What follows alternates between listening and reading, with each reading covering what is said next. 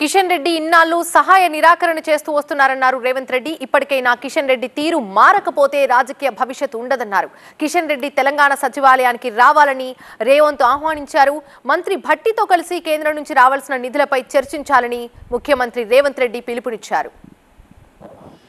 ఈ ఫలితాల తర్వాత కిషన్ రెడ్డి గారు తన వ్యవహార శైలిని మార్చుకొని తెలంగాణ రాష్ట్ర ప్రభుత్వంతో సహకరించి తెలంగాణ ప్రజల యొక్క అభివృద్ధి, ముఖ్యంగా ఈ మహానగర అభివృద్ధి కోసం సహకరించాల్సిందిగా వారికి విజ్ఞప్తి చేస్తున్నా. ఇది భూకంపం ముందు జరిగిన చిన్న ప్రకంపన మాత్రమే భారతీయ జనతా పార్టీకి.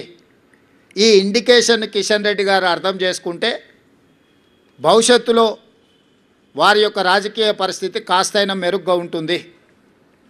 కాబట్టి వారు ఈ ఫలితాలను విశ్లేషించుకొని ముందుకు రావాల్సిందిగా, కాంగ్రెస్ పార్టీ ఎన్నికలు వచ్చినప్పుడే రాజకీయాలు మాట్లాడుతుంది, మిగతా సమయంలో రాజకీయాల జోలికి వెళ్ళాం, రాజకీయ విమర్శలు చేయము, సంక్షేమము అభివృద్ధిని రెండు కళ్ళలాగా భావించి ముందుకు వెళ్ళాలనుకుంటున్నాము.